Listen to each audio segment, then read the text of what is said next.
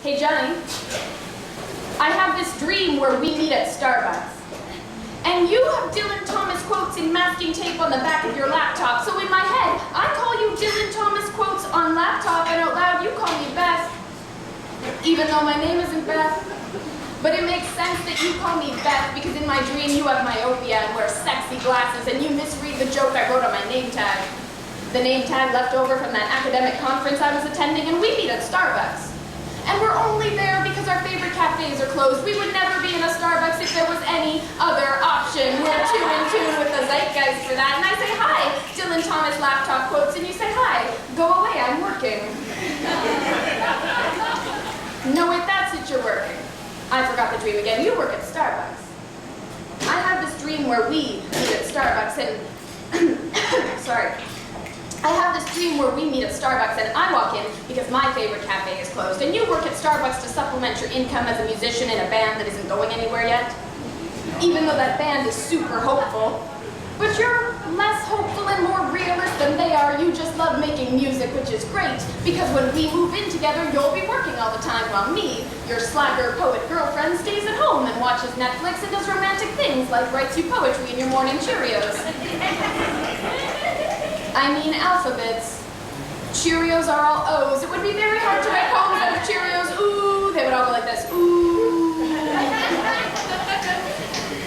And in my dream, your band is a folksy garage hipster thing like every other band.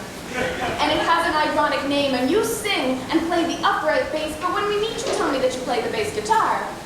When I ask you 9 years later, on the night of the day that we adopt one of Angelina Jolie's children, just so we can have someone new to talk to, why you lied to me that first morning across the espresso machine, you tell me that bass guitars are the sexiest instrument that someone could play, and you wanted me to think you were sexy.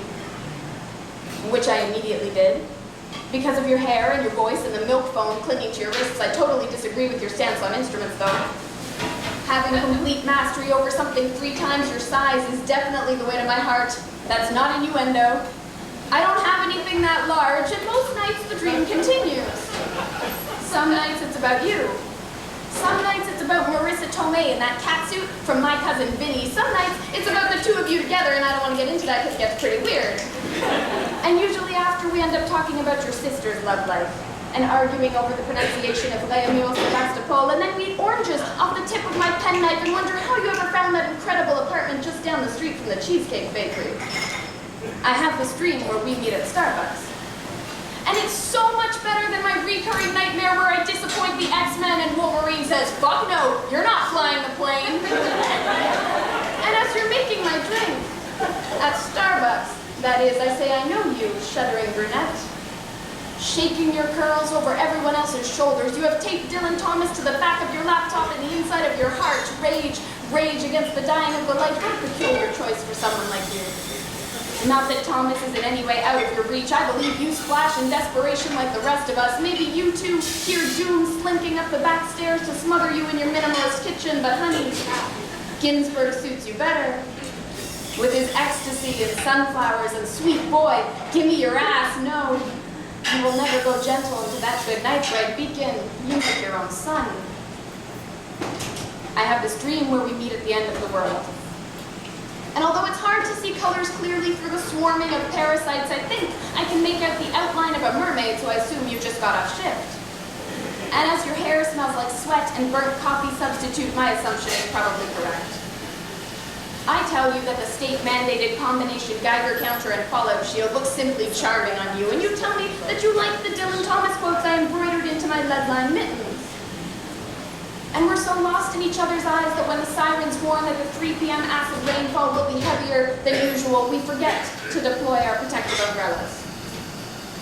And we're having such a good time that we don't remember to activate the biomesh on our suits and even think it's kind of cute when a space eel bites off the tip of your nose.